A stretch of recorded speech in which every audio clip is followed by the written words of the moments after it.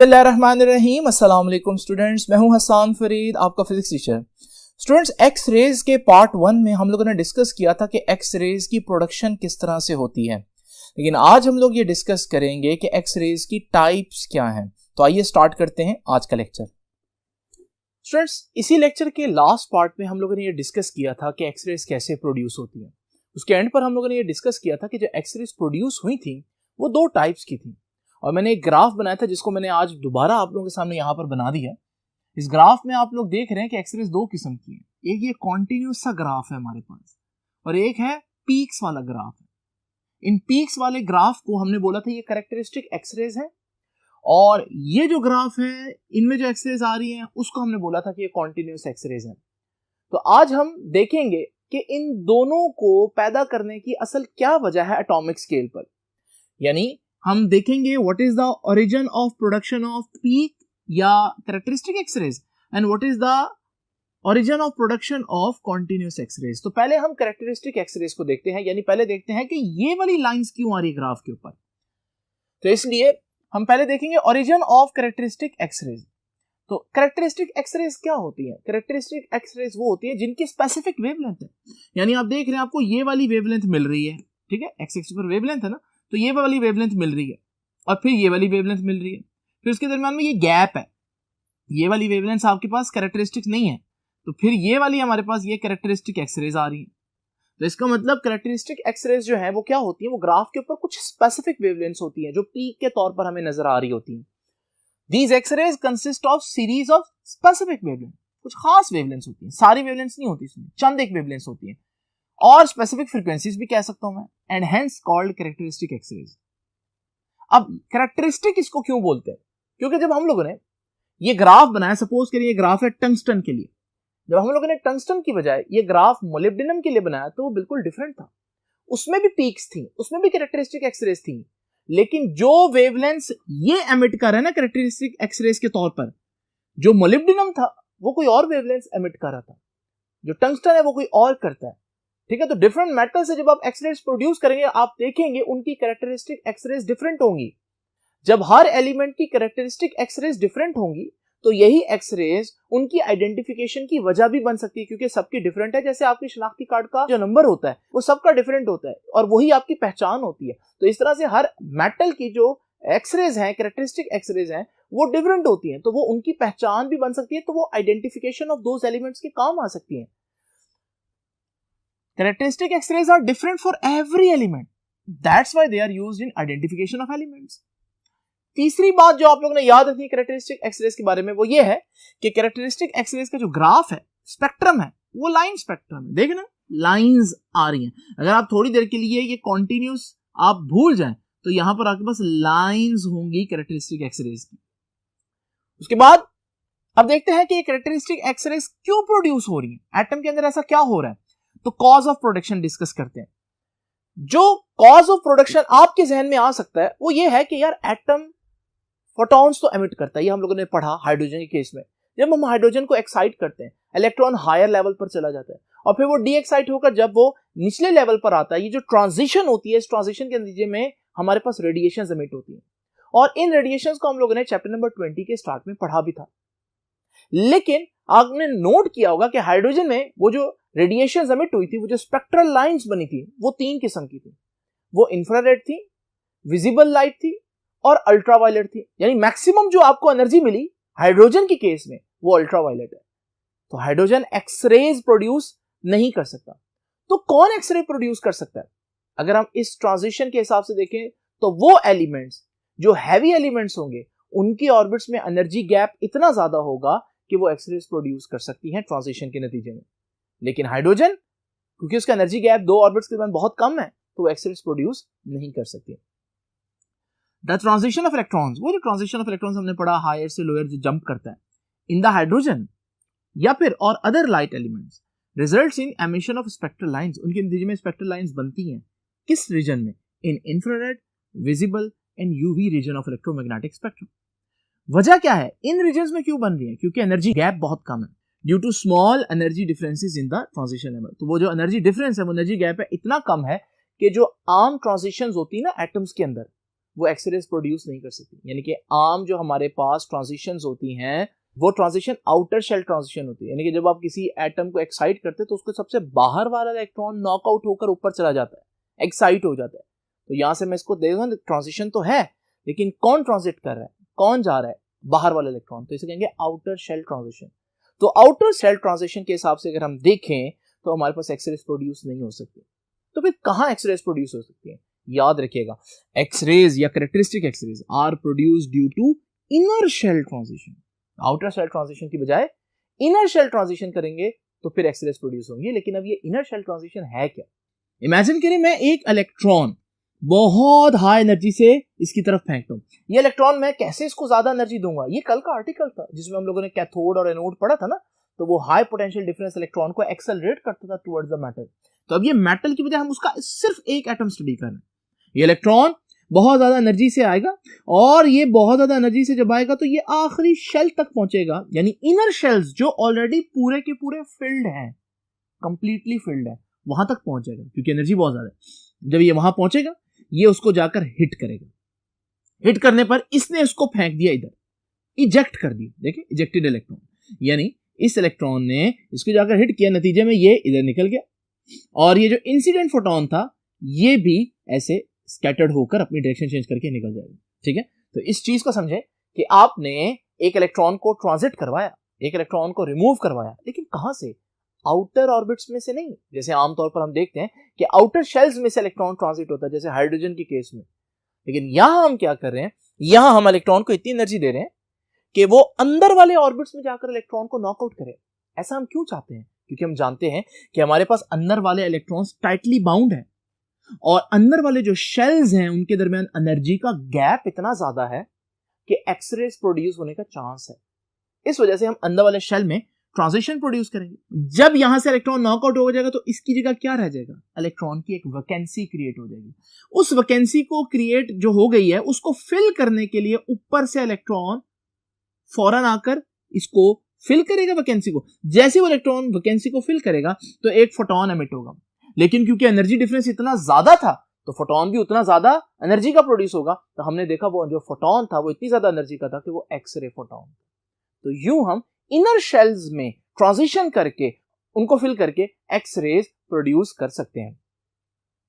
तो inner shell transition क्या होती है? इन हैवी एटम्स, हैवी एटम होना चाहिए, मेटल होनी चाहिए ताकि उसके इलेक्ट्रॉन्स फिल्ड हो अच्छे खासे। In heavy atoms the inner shell electrons are tightly bound, ये तो हमें मालूम है, and large amount of energy is required for displacement. अंदर वाले इलेक्ट्रॉन तो कंप्लीटली फिल्ड है ना शेल्स, तो उनके इलेक्ट्रॉन्स को निकालना बहुत मुश्किल है, तो large amount of energy is required for their displacement. After excitation when an atom returns to its normal state, photons of large energy यानी कि X rays are emitted। तो जब वैकेंसी क्रिएट होती है और उसको आकर ऊपर वाले शेल्स में से इलेक्ट्रॉन्स आकर फिल करते हैं तो वो हमारे पास फोटोन रिलीज होगा। लेकिन जैसे आउटर शेल ट्रांजिशन में फोटोन रिलीज होता था वो तो बहुत कम एनर्जी का था, मैक्सिमम इंफ्रारेड, विजिबल या अल्ट्रावायलेट तक चला जाता था। लेकिन यहाँ क्योंकि इनर शेल ट्रांजिशन से एनर्जी गैप बहुत ज्यादा है, तो जब इलेक्ट्रॉन आकर फिल करेगा तो हमारे पास जो रेज बनेगी वो बहुत ज्यादा एनर्जेटिक होंगी और वो एक्स रेज रीजन में फॉल कर रही होंगी। अब यहाँ पर हम दो चीजें मजीद देखेंगे कि के अल्फा एक्स रेज क्या होती है और के बीटा एक्स रेज क्या होती है। के अल्फा को पहले समझते हैं। इमेजिन करें यही के शेल था, आपने के शेल में से एक वैकेंसी क्रिएट कर दी, यानी इलेक्ट्रॉन को नॉकआउट कर दिया के में से, इधर शो कर देते इसको, ठीक है। आपने के में इलेक्ट्रॉन रिमूव कर दिया तो अब ऊपर से आकर कोई इसको फिल करेगा ना। इमेजिन करें आपने के में एक इलेक्ट्रॉन रिमूव किया और साथ एल जो है बिल्कुल एडजेसेंट ऊपर वाला जो ऑर्बिट है उस शेल में से इलेक्ट्रॉन आकर के को फिल कर देगा, यानी वैकेंसी कहां क्रिएट की? के में, और उसको फिल करने के लिए इलेक्ट्रॉन कहां से आएगा? एल में से, बिल्कुल साथ वाले में से। तो इस एक्सरे को हम कहेंगे के अल्फा। के का मतलब है कि इलेक्ट्रॉन कहां से निकला है? के से। अल्फा बता रहा है इलेक्ट्रॉन कहां से आया? साथ वाले से, बिल्कुल साथ कौन सा शेल था? एल शेल, ठीक है ना। तो के क्या बताता है? इलेक्ट्रॉन कहां से गया, और अल्फा क्या बताता है? इलेक्ट्रॉन फिल करने कहां से आया। तो अगर अल्फा है तो साथ वाले से है, बीटा है तो एक छोड़कर आया होगा, गैमा है तो दो छोड़कर तीसरे शेल से आएगा, ठीक है। तो मैं इसको एक्सप्लेन करता हूं कि अल्फा एक्स रेज क्या होता है। Removal of electron from K shell produces a vacancy in K shell. If electron from L shell jumps to occupy the hole, अगर वो वैकेंसी जो क्रिएट हुई है के में, उसको बिल्कुल साथ वाला यानी कि एल जो है वहां से इलेक्ट्रॉन आकर फिल करे, the emitted X ray is called K alpha X ray. फिर उसे कहते हैं के अल्फा एक्सरे। के अल्फा में दो नाम है, के अल्फा। के क्या बता रहा है कि इलेक्ट्रॉन निकला कहां से, अल्फा क्या बता रहा है इलेक्ट्रॉन फिल करने कहां से आया। ठीक है, और अगर उस एक्सरे को के अल्फा कहना तो उसकी फ्रीक्वेंसी को भी के एफ के अल्फा कहूंगा। ठीक है, तो उसकी फ्रीक्वेंसी एफ के अल्फा है। ये इक्वेशन आप लोगों को मालूम है, आप लोगों ने बहुत थ्योरी में पढ़ी कि H F is equal to difference of energies between orbits. तो ये एच एफ के अल्फा है। तो डिफरेंस ऑफ एनर्जी क्या होगा, जहां से इलेक्ट्रॉन आ रहा है फिल करने माइनस जहां से इलेक्ट्रॉन गया है, तो ई एल माइनस ई के। ठीक है, क्योंकि एल शेल और के शेल था तो उन्हीं का डिफरेंस आएगा। आप जरा सोचे के बीटा एक्सरेज क्या होंगी। तो के बीटा एक्सरेज में के क्या बता रहा है कि आपने इलेक्ट्रॉन रिमूव कहां से किया, के से किया। बीटा क्या बता रहा है, बीटा ये बता रहा है कि उसको फिल करने के लिए इलेक्ट्रॉन उसके साथ वाले ऑर्बिट्स यानी एल से नहीं आया, बल्कि उसको छोड़कर उससे ऊपर वाले ऑर्बिट्स यानी एम में से आया। तो ये हमारे पास के बीटा हो जाएगा। Removal of electron from K shell produces a vacancy in K shell if electron jumps from M shell, यानी साथ वाला तो एल था, ठीक है, तो बजाय वो साथ वाले से आता वो एम से आ रहा है। तो जब वो एम से आकर के में जंप करेगा तो इसे कहते हैं K beta. To occupy the hole the emitted X ray is called K beta X ray. और उसमें एच एफ के बीटा किसके बराबर होगा, difference of energies between the orbits. तो एक के है, दूसरा ऑर्बिट एल नहीं है बल्कि एम है, तो डिफरेंस कितना होगा ई एम माइनस ई के। तो स्टूडेंट्स ये वो के अल्फा और के बीटा है जो आपको असल में यहां पर नजर आ रही है। इसी तरह एल अल्फा और एल बीटा भी हो सकता है। अब आप खुद सोचिए एल अल्फा क्या होगा। एल क्या बता रहा है कि इलेक्ट्रॉन रिमूव होगा एल से। अल्फा क्या बता रहा है कि अगर इलेक्ट्रॉन एल से रिमूव होगा तो बिल्कुल साथ वाले से इलेक्ट्रॉन आएगा फिल करने। तो एल से रिमूव हुआ तो साथ वाला इलेक्ट्रॉन फिल करेगा, तो एम से इलेक्ट्रॉन आएगा फिल करने। एल बीटा क्या होगा, एल बीटा का मतलब एल और बीटा। एल का मतलब क्या है कि इलेक्ट्रॉन कहां से रिमूव हुआ, एल से रिमूव हुआ।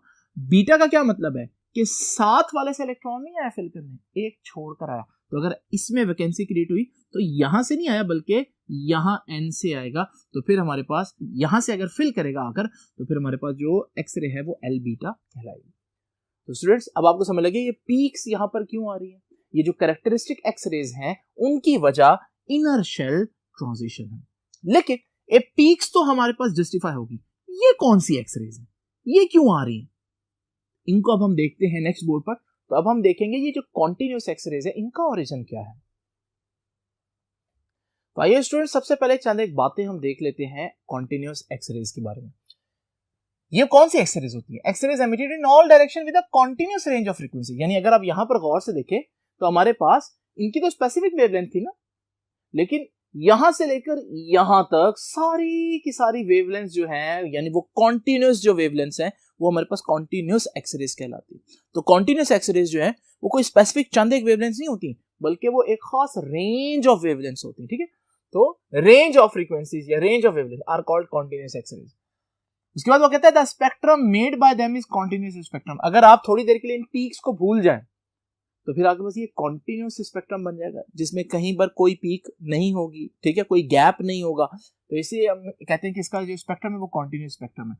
अब सवाल ये पैदा होता है कि जो हमारे पास दूसरी रेडिएशन थी कैरेक्टरिस्टिक एक्सरेज जो हम लोगों ने पहले पढ़ी, उनकी वजह क्या है, वो तो इनर शेल ट्रांजिशंस की वजह से आ रही है, लेकिन ये किस वजह से आती है, तो इनकी प्रोडक्शन की रीजन है ब्रेमस्ट्रोलन या ब्रेकिंग रेडिएशन। तो they are produced due to an effect known as bremsstrahlung और ब्रेकिंग रेडिएशन। अब ये क्या होता है, ये इसको जरा समझते हैं। ये फास्ट मूविंग इलेक्ट्रॉन जो हम लोगों ने भेजा था, पहले तो हमने देखा कि ये फास्ट मूविंग इलेक्ट्रॉन क्या करेगा, इनर शेल ट्रांजिशन, लेकिन ये एक और काम भी कर सकते हैं। और वो क्या, जब ये न्यूक्लियस के बहुत करीब से गुजरेगा तो न्यूक्लियस की फोर्स ऑफ अट्रैक्शन इसको अपनी तरफ खींचेगी, जिसकी वजह से ये डी एक्सेलरेट होगा, इसकी स्पीड कम होगी। ये बात हम लोग पहले पढ़ चुके हैं कि जब चार्ज डी एक्सेलरेट हो तो चार्ज के डी एक्सेलरेट होने से इलेक्ट्रोमैग्नेटिक वेव्स जनरेट होती है। वो जितना तेजी से डी एक्सेलरेट हो, डी एक्सेलरेशन रेट जितना हाई हो, उतना हमारे पास जो रेडिएशन एमिट होंगी वो हाई फ्रीक्वेंसी की होंगी।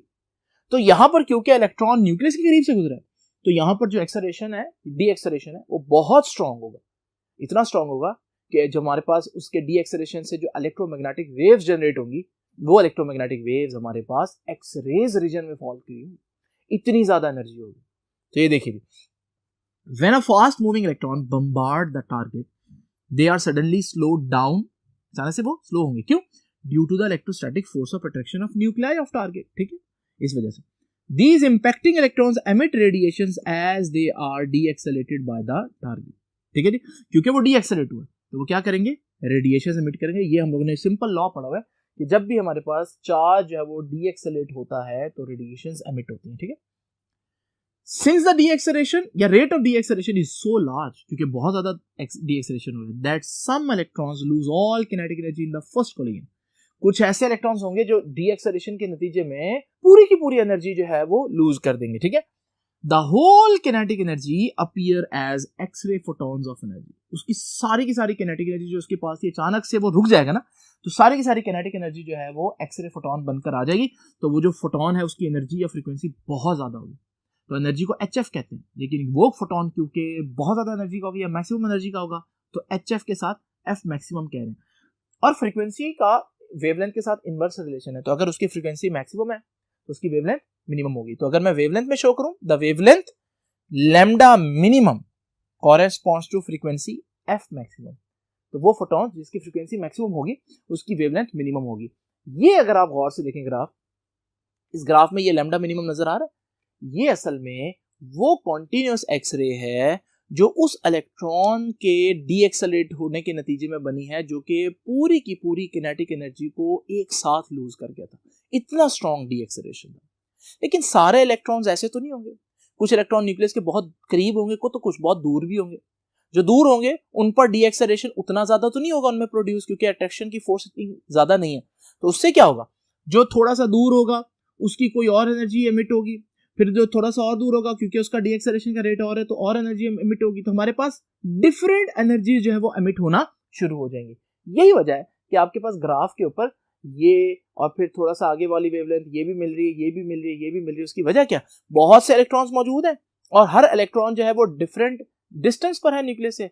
हर electron different force of attraction feel कर रहा है, तो हर एक का डिफरेंट डीएक्सेलरेशन रेट होगा, और डीएक्सेलरेशन रेट जब डिफरेंट होगा तो सब different amount of energies X rays में एमिट करेंगे। इस वजह से हमारे पास यहाँ पर चंद एक एक्सरेज नहीं आएंगी, बल्कि बेतहाशा एक्सरेज आएंगी डिफरेंट वेवलेंथ्स की, इसलिए उसको कहते हैं कॉन्टिन्यूअस एक्सरेज। तो ये सारी आपको जो नजर आ रही है ये बेसिकली कॉन्टिन्यूअस एक्सरेज है। ठीक है, ये बात मैंने लिखी है। Other electrons do not lose all their energy in their first collision. बाकी सारे पहले फर्स्ट कोलिजन में सारी एनर्जी लूज नहीं करेंगे। दे में सफर अ नंबर ऑफ कोलिजन, बल्कि वो बार बार टकराएंगे बिफोर कमिंग टू रेस्ट पर होने से पहले। This will give rise the photons of smaller energy. इससे हमारे पास कम एनर्जी वाले फोटॉन्स भी बनेंगे, तो हमारे पास एक स्पेसिफिक रेंज ऑफ फ्रीक्वेंसीज हमें मिलेंगी। तो स्टूडेंट्स, उम्मीद है कि अब आपको पता चल गया होगा कि कॉन्टिन्यूअस एक्सरेज की वजह क्या है और कैरेक्टरिस्टिक एक्सरेज की वजह क्या है। आपसे अब इंशाल्लाह मुलाकात होगी नेक्स्ट लेक्चर में। तब तक के लिए अल्लाह।